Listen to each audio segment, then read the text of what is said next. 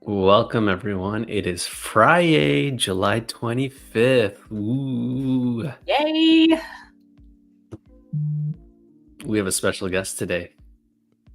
We have a very special guest today. Welcome, Adriana. How are you doing? I'm great. Thanks for having me, Marino and Kat. Yeah, I heard, I guess just before we went on, we are so lucky to have you today right before big travel. So Yes. thank you for making the time in the middle of all the stress. My pleasure. Yes, flying to Portugal tonight for vacation. Oh, I'm that is stoked. so fun. I'm so jealous. Super jealous right now. I hope you disconnect as much as you can, but also you need to leak a few pictures of. Yes, absolutely. Yeah. Absolutely. Yeah, I stay away from Slack and email and all that stuff because vacation is vacation. Sacred. Love it. Quick shout outs to Mark. Thanks for coming by. Sedan, thanks for hanging out with us. Adriana, when was the last time you went to Portugal? Last year, I was there for KCD Porto. I gave the keynote there. So that's awesome. Yeah. And this time we're going to Lisbon, and then we're going to spend a few days in the south as well. And I'm originally from Brazil, but I speak Portuguese. So I speak Portuguese, and I have some family in Portugal. So it'll be cool to speak Portuguese natively, because I always find it gets rusty if you don't use it, right? Is the dialect different between Brazil and when you're in Portugal, or is it basically the same? There are some nuances. There are some words that make us Brazilians chuckle when we're in Portugal, and the accent is different. I mean, there are regional accents like both in Brazil and Portugal, but you can tell. I think the Brazilian Portuguese is much more of a chill drawl compared to the European Portuguese. So European Portuguese feels like more closed-mouthed, and Brazilian Portuguese was like more open-mouthed. It's almost like comparing like English in North America to like English in Britain, I guess. Love that. That is so cool. I haven't heard that before. That's interesting. I haven't been to Brazil myself. I'd love to go one day. I don't know when that'll happen, but we'll figure it out. And by the way, for the folks wondering where the heck is Ned, Ned's on vacation, and we totally still needed to have a live stream, and he needed a little bit of a break. He's been doing so much, and he's got courses that he's published, and I think he's with family. So he's coming back today, but I didn't think he'd be, he'd have the juice to do a stream with us. But I think we should definitely have you back again, Adriana, so that you can be on a stream with Ned at the same time. Ooh. Because he tends to go into some really interesting topics and areas as well. But, we've got an agenda that we've got to cover today. And I think we should start off by talking a little bit about that AI panel we did at the Intuit office, probably, I don't know, a month ago at the end of June, like you said. June, yeah. So you were the moderator. Why don't you tell us what we did and how that went? Oh, so we were at the Intuit office as part of Toronto Developer Week, which I'm a bad Torontonian. I didn't even know there was such a thing. But here we are. It was the first time. It was actually the first one. So from what I heard. Oh, okay. Yeah. That explains it. Okay, that was super cool. Extra super cool then. Yeah. So I'm glad we were a part of that overall experience. There were a lot of events going on throughout the entire week. There were. But Intuit has an office right by the Well in Toronto, and the Well is actually fairly new. I think it's only been around for like a year or 2 years or something. Yeah, that was my first time at the Well, and then like I heard about it because my daughter has gone shopping there a couple of times, and I went to the building, like straight to the building for the event, and I'm like, but where's the shopping? Apparently it was just a little bit south of where the building entrance was, so that was kind of interesting. But it was a super cool location. It was very well attended. Lots of people showed up, and they had a very generous space in their, like, I don't know, cafeteria area there. So it was pretty full, and the conversation was I think we even went a little bit over with our conversation, but people were very engaged in the panel. Yeah. So, I mean, I enjoyed the panel too because I'm not an AI expert by any means. It's just a lot of the things we're doing with AI, Gen AI, seem to bring up a lot of the enterprise problems that we've been dealing with for years, for decades, if you will. But what were some of the questions that we discussed? Do you remember? I can't remember. I have a terrible memory, by I the way. pulled up the panel questions because I couldn't remember at the time. There were some. There was a question about really the kind of the influx or overwhelm of PRs that are made by AI, and so that was like clogging things up. So we had some discussions around that, which was quite interesting.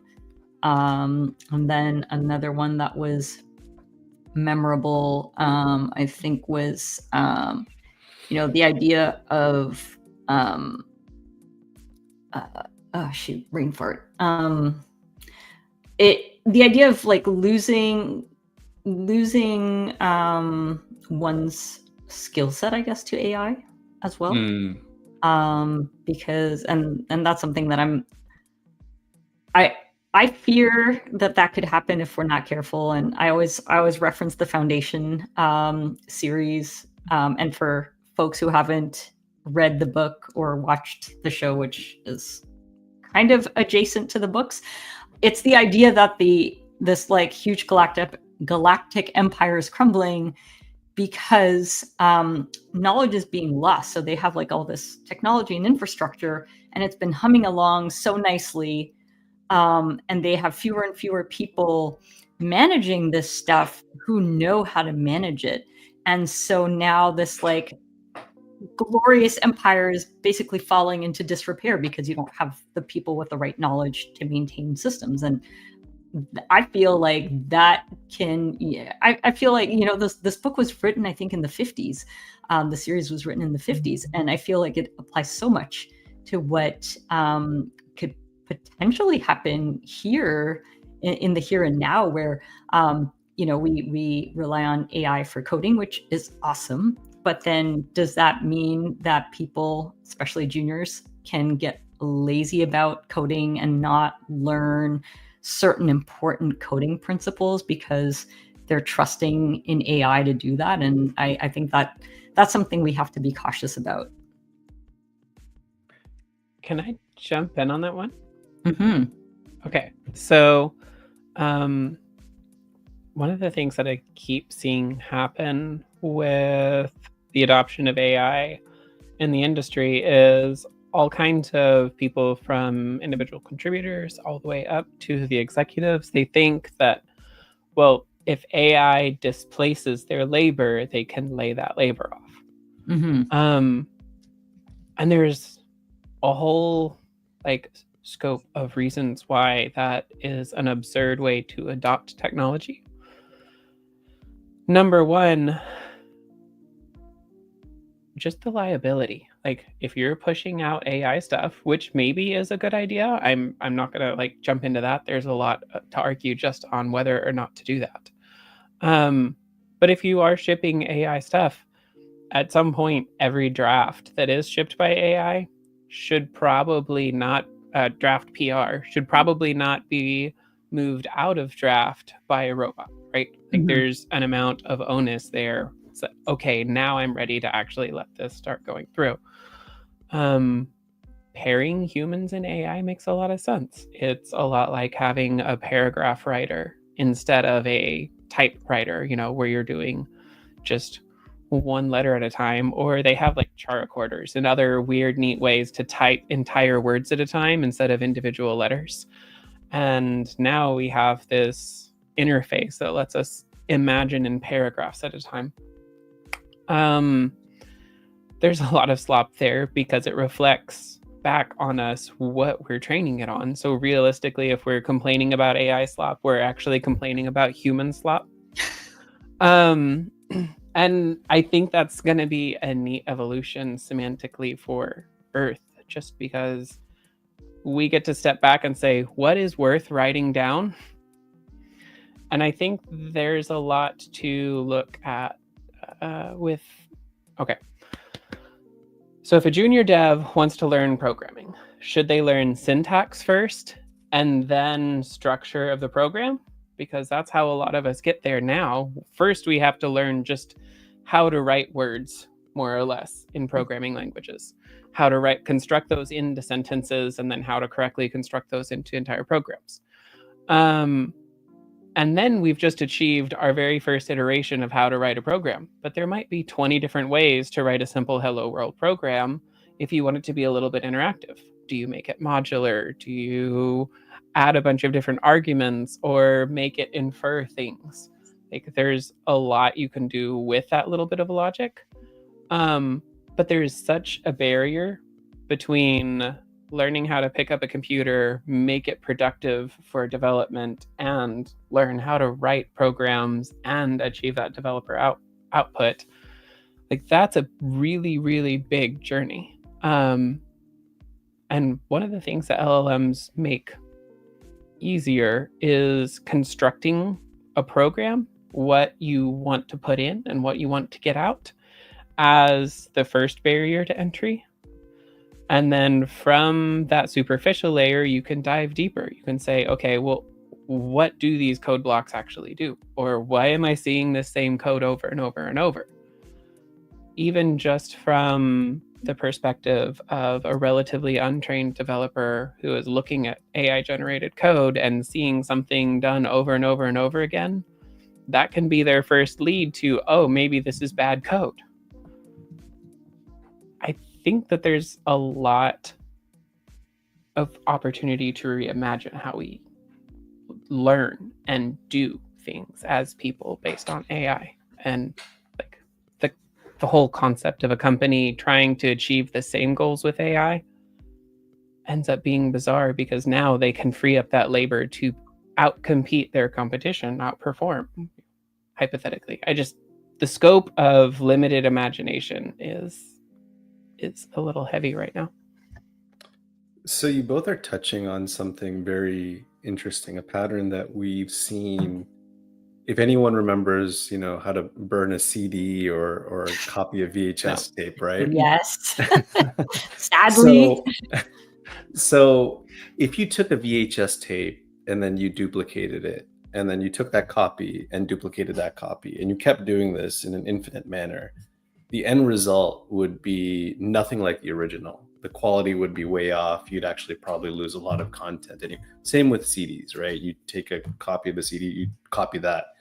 And that's what AI slop has become. Mm-hmm. Effectively, AI is learning a lot of what we've given it, but then we're reusing that. And then it's just learning from that. And it's just becoming a very repeatable process where, Mark, what is a VHS? Come on. Troll. Hey, Akansha. So I also want to get to Siddhan's question, but the reality is, unless there's good auditing practices against what an AI has learned, a model has learned, and we've actually improved upon it and modified it to be a lot more accurate, individuals that are vibe coding and not having that development background, haven't learned like algorithms, haven't learned about data structures, haven't learned how to do a bubble sort properly by hand. They're just going to build a bunch of things that lack governance, that lack the right amount of security, that leaks memory. And it's probably not even going to be sensical, because the output of that code might not be anywhere near what they expect it to be, except a lot of them might not even care when they're vibe coding. Now, take the both of you.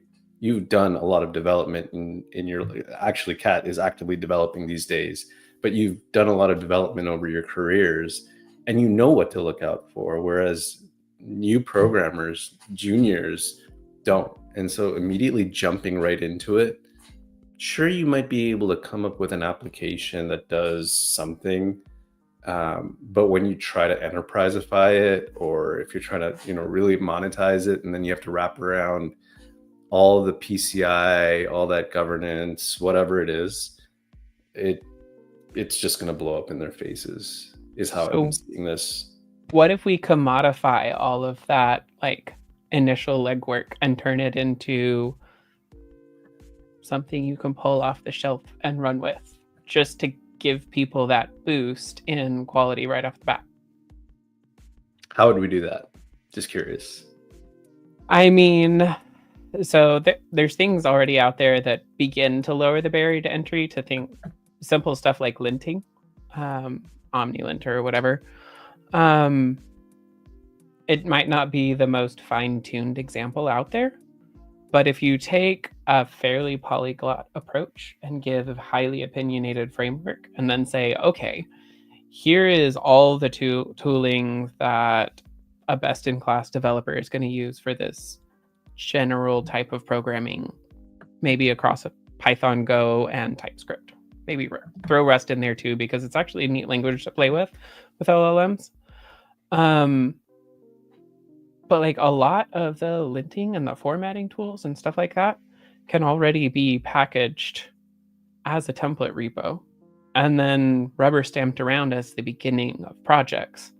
And one of the neat things about taking that approach is LLMs, when they see higher quality code, they write higher quality code. It doesn't mean that there's no entry point for AI slop, but generally speaking, if it's picking up high quality code, it's already in the context, the level of output that it's aiming to hit. And LLMs respond really well to linting errors, especially if you hook them into a pre-commit. So it's like, okay, you can commit all you want, but you're never going to get anything committed that doesn't pass all of your linting checks.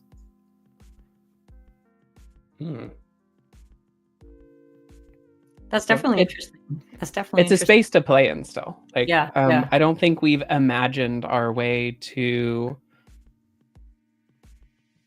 good outcomes yet, just because we're at the very beginning. We're basically drawing the stick figures of AI powered systems.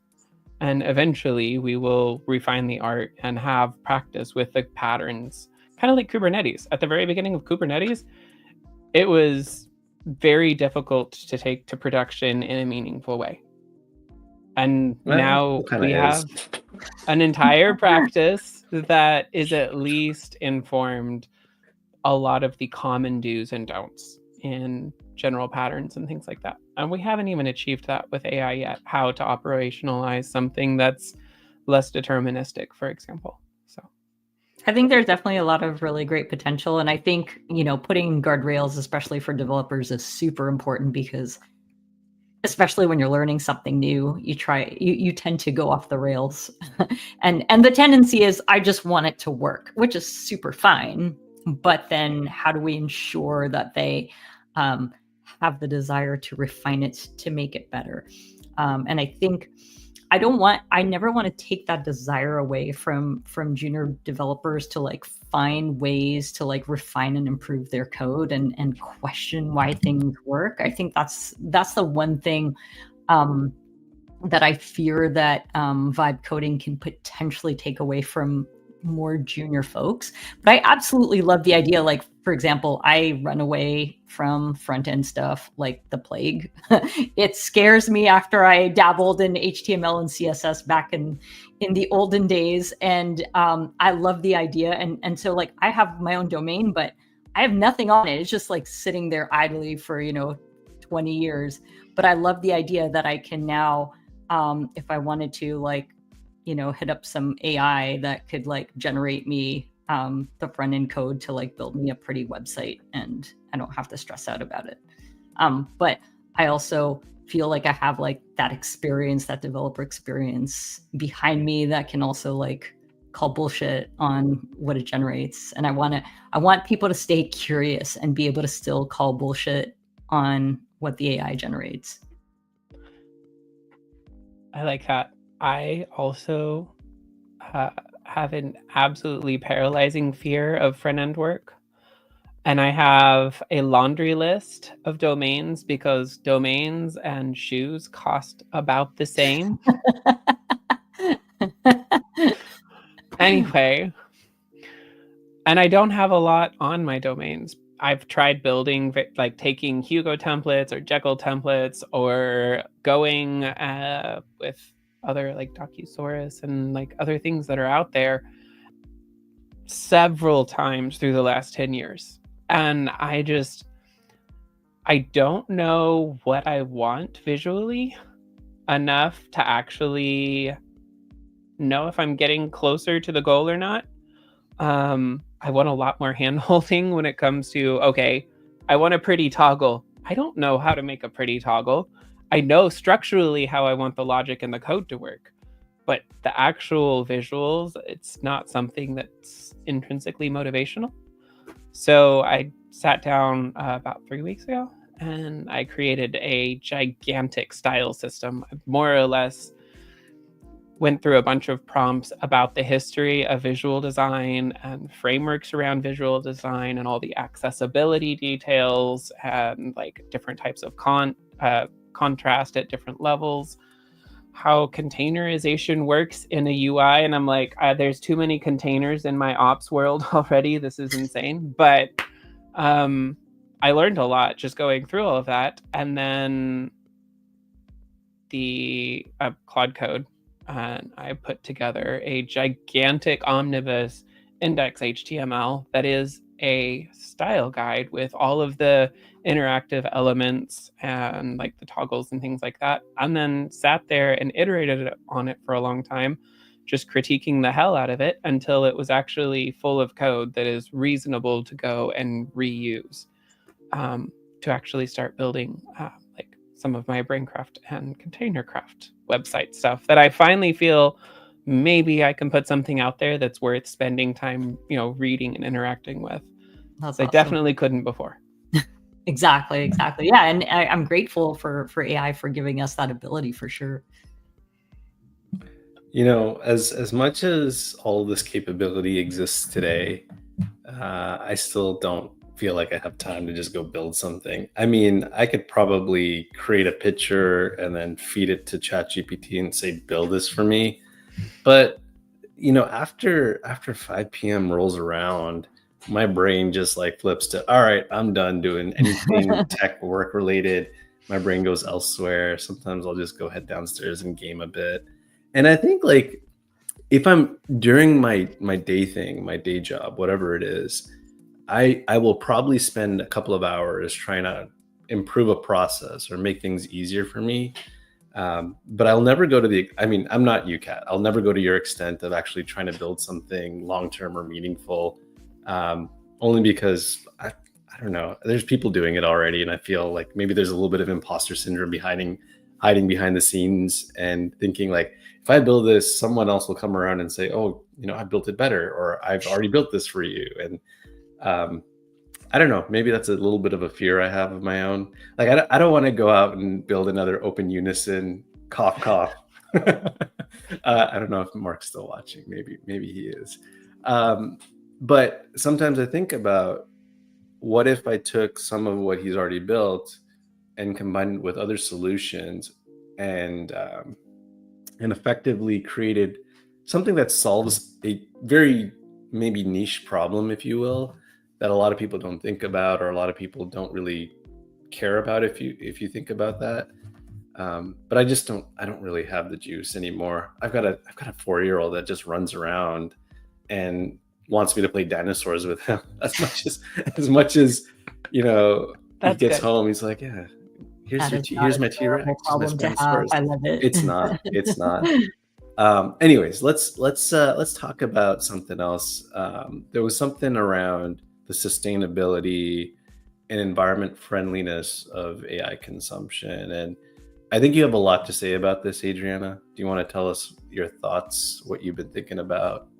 Yeah, I mean, the thing with AI, I think that we easily forget about is that there are computers running the show, right? And so, and to be able for it to spit out, ChatGPT to spit out that 2-second message, there's a lot of stuff going on behind the scenes, and the amount of compute power required for that, which translates to energy costs, is outrageous. So how do we, tap into all the goodies that AI can give us, which, there are so many benefits, but how do we do that and still be mindful of the environmental impact? Like, I was talking to my colleague Henrik the other day, and he was telling me he did some investigations where I think he determined that a single AI prompt response is the equivalent to power an electric car for 200 or 300 meters. It's wild. That is a lot of energy, that goes into this. And, and given that we are seeing so much stuff going on with the environment, I think it's safe to say that we're probably all sitting in cities that are overly hot right now. Toronto is ridiculous. 40 Celsius, is not normal for summer here.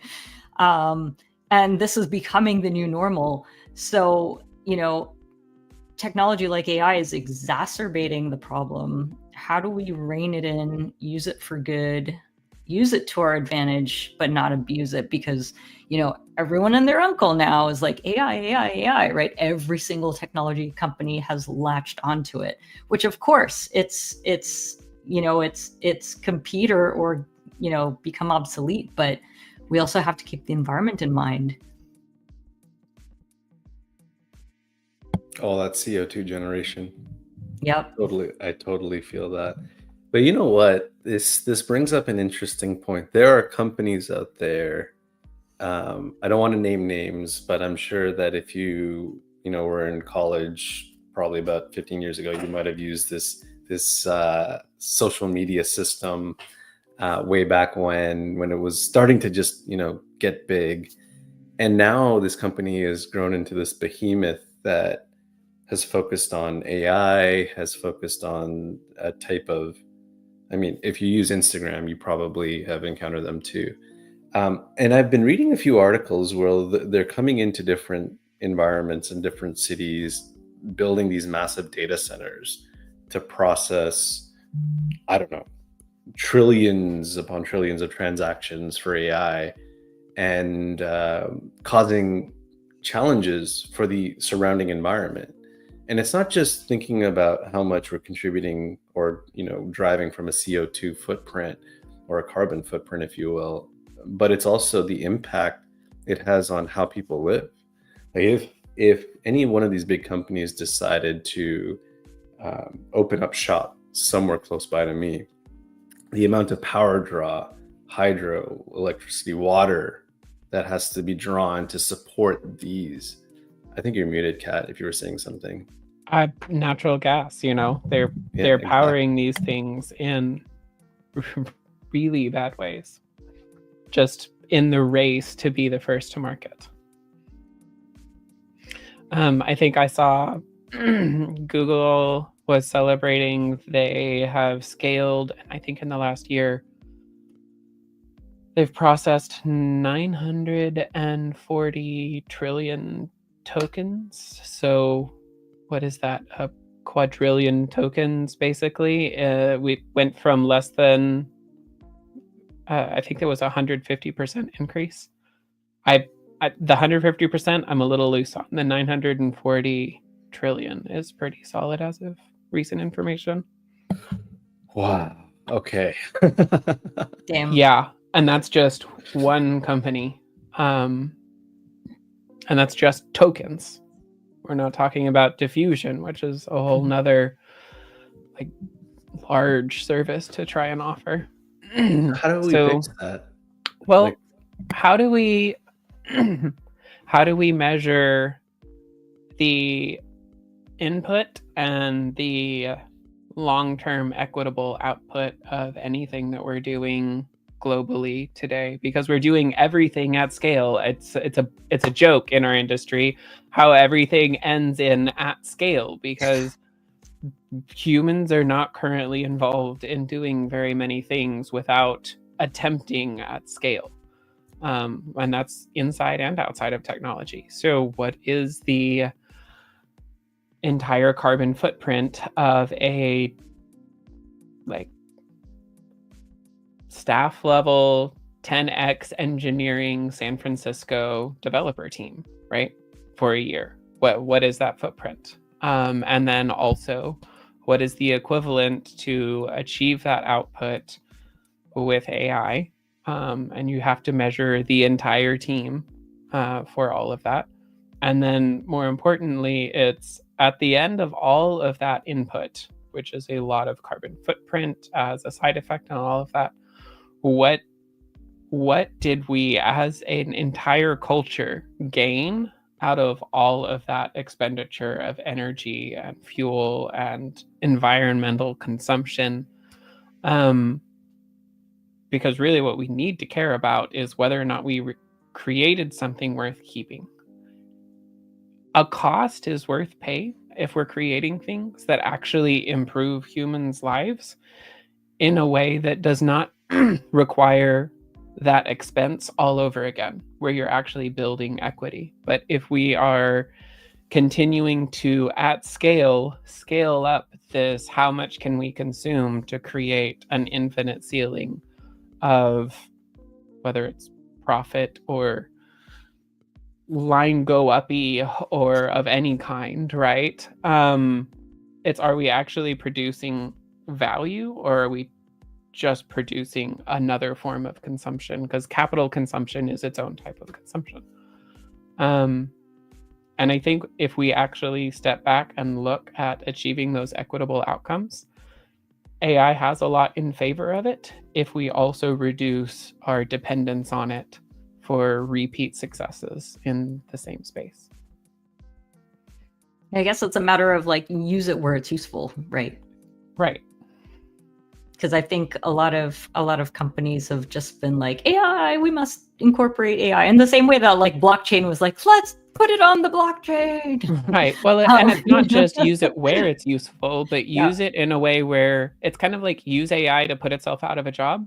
If your company just has not achieved high quality project implementation with really high quality CI and really high quality linting and formatting and really high quality security checking, all of these things, and now with the same staff, suddenly you can add that to your roadmap without fatiguing your developers, then that actually reduces the future failure rate of the humans and the AI.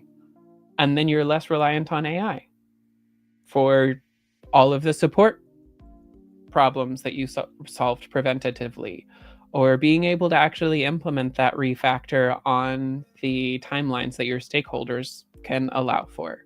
Like, you get to be more ambitious with how much you improve quality of life in the equity of that code, so that you don't have all of these other drivers that are going to lead to AI written emails for AI written support problems from AI observed logs, right? That's an entire class of problems that aren't going to require energy usage if you solve that problem up front, because the developer team now has the reach to accomplish that preventative goal.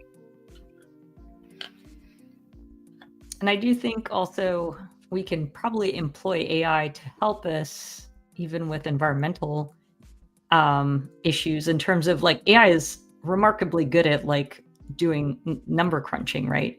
So it's great for analytics. So we can also employ it to help us solve some of our environmental problems, to like help us put some of our, I guess, crunch our numbers, put them into perspective for us, and help us kind of figure out where we can make some reductions.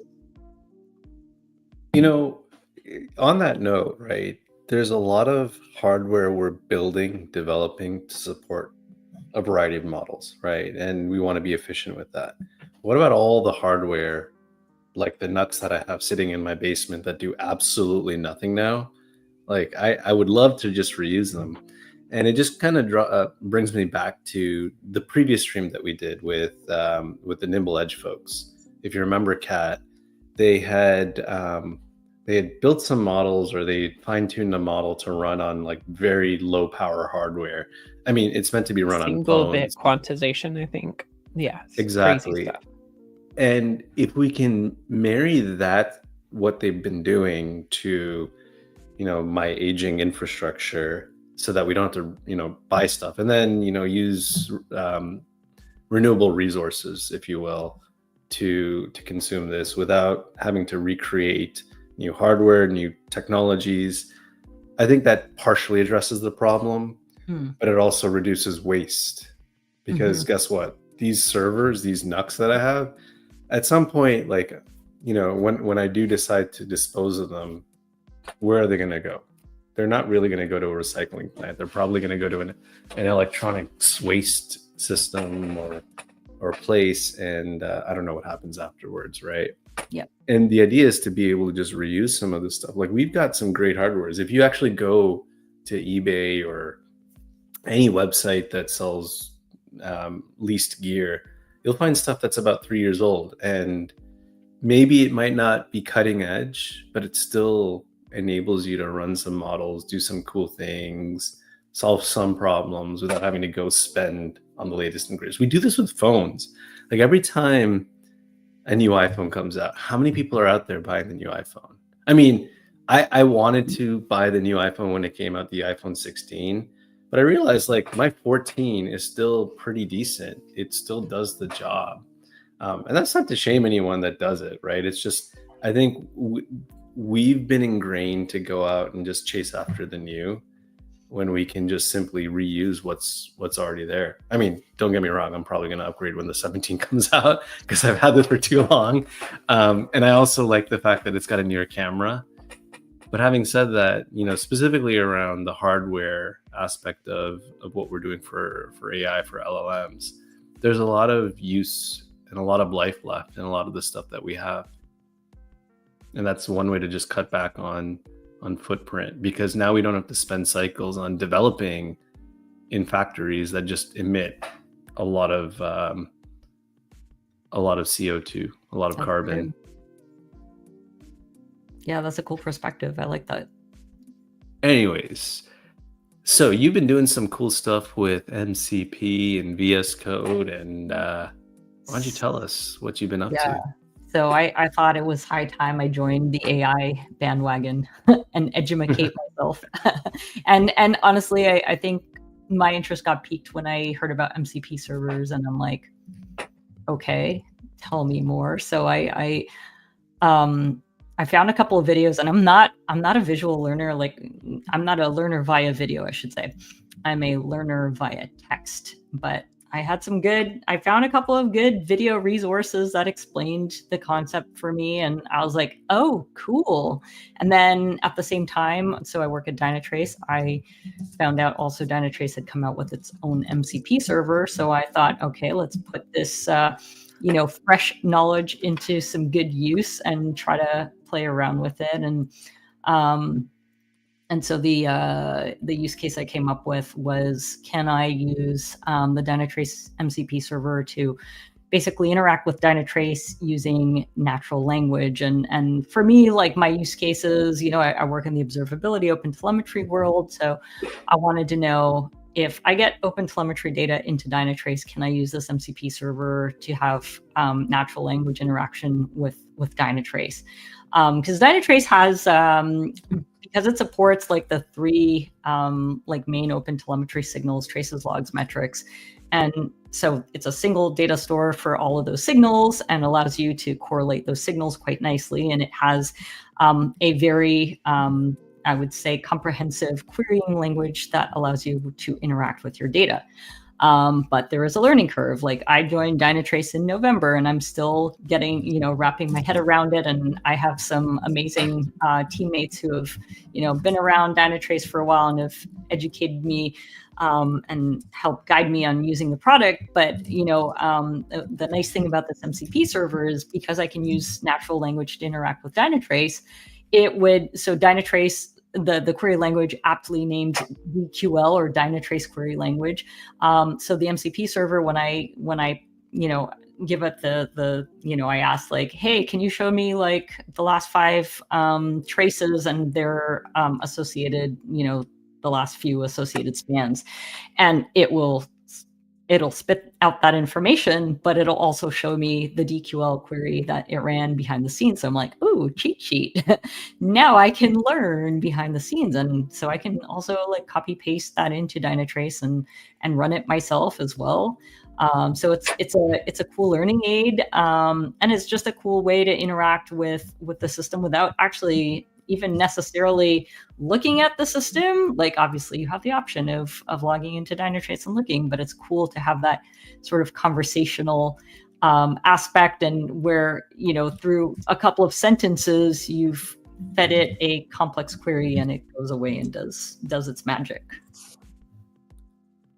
So have you dug into what it can do with like tracing, with telemetry data, with OTel, even like MCP and OTel, if you will? Because one of the requirements that's coming up with a few of the end users I work with is, you know, how can we naturally speak to our tracing information, Mm-hmm. and better understand our flows, better understand our how our applications are performing, latency, all that stuff. Because no one wants to go submit a query to any one of these platforms. They just want to speak naturally. Yeah, So how yeah. can we do that today?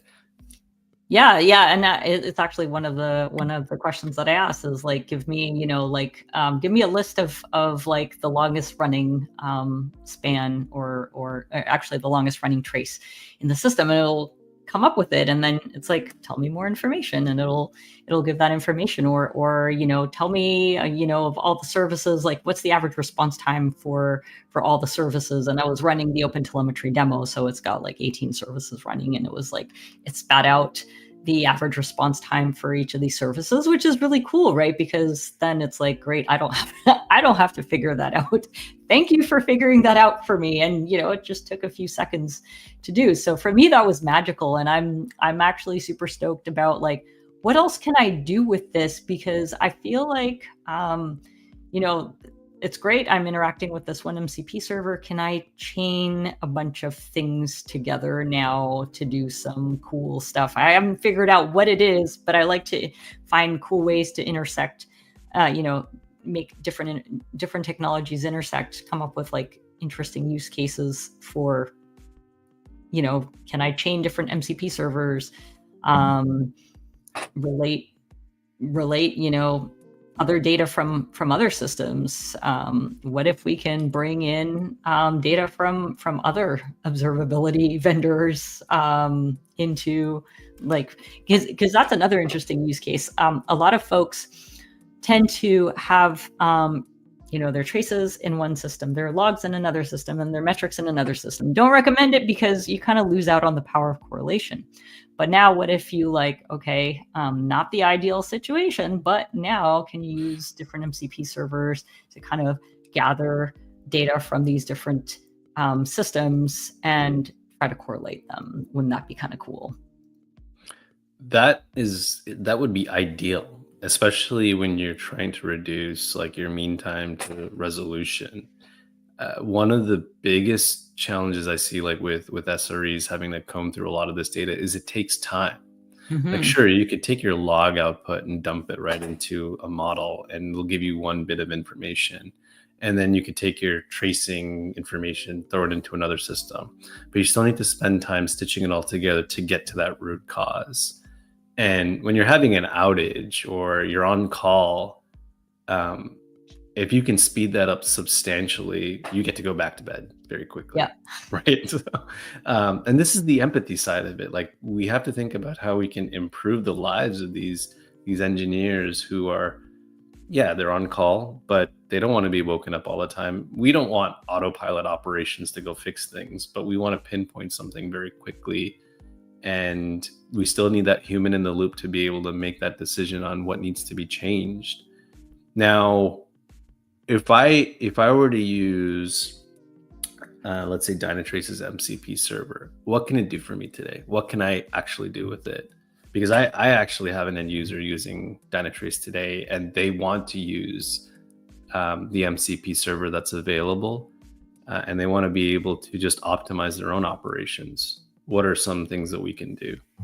Yeah, so some of the things, like I said, you can get it to list all the services that are running. You can get it to, I've gotten it to like, hey, can you show me the last like 4 log messages associated to a given trace ID?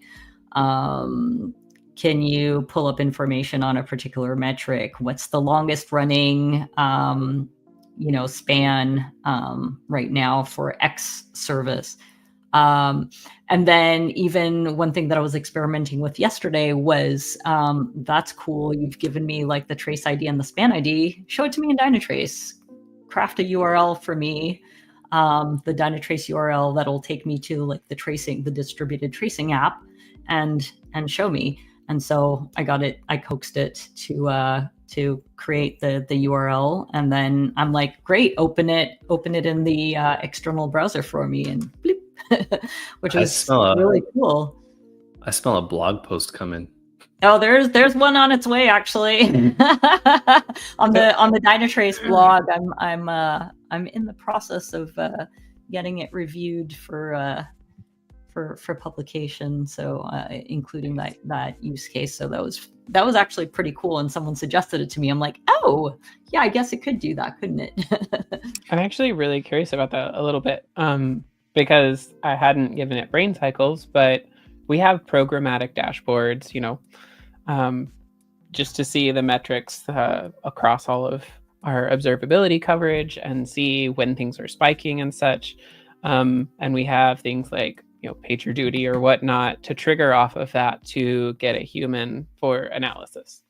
And I'm sitting here thinking, well, especially in the case of like Marino saying someone who's on call, if the alert triggers the PagerDuty, but it also has the Dynatrace MCP server, has the GitHub MCP server, and can understand what app is failing, what repo is responsible for that particular failure, find the recent commit logs, assuming we're practicing good commit hygiene, which I have only started doing since having Copilot write my commit messages based on Git diff for me.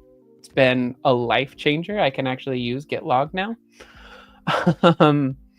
And then present not just an alert, a failure alert, but the full context of this is the code change, this is the effect observed in production, and this is the anomaly we're here seeing. But it can also go and look at the other Dynatrace stuff and say, I wonder if there are any other related symptoms or any other indicators that might not be hitting alerts but are still anomalous and could be worth looking at, so that when someone is on call and getting an alert, they're going into it with a lot of context right off the bat. Mm-hmm. And it's not the AI changing anything or being responsible for fixing it. It's just actually getting that context and awareness that would normally take a human a considerable amount of time, especially if it's context switching. Yeah. And I think, we were talking about like, what are the good uses of AI? I think this is a great use of AI. Isn't it lovely that we have now something that can kind of sift through the data and point us in the right direction, and nudge us and save us so much time, right? When it comes to troubleshooting. And I think another thing that's important, and it's funny because I feel like it's this age-old problem in IT. It's all about integration, right? It's all about chaining things together. So now we've got this lovely technology. We've got our MCP servers. How do we chain all this stuff together into a useful workflow? It really, I feel like tech really is like one giant workflow problem. And so now the new question is, what does the AI workflow look like for us? What does it look like in observability? What does it look like in software development? So we've got like these different workflows that we can play with and explore. That is so cool. Yeah. Oh my gosh. Like literally all my calendar things went off at the same time because I'm meeting just as I come off mute, right? Of course. Anyways, so there's a lot we can dive into, but with the last few minutes that we have, where can people find you? How can people get in touch with you and see some of your amazing content, blog posts, some of the videos that you've even developed with many of the other fantastic community members we've been working with over the years?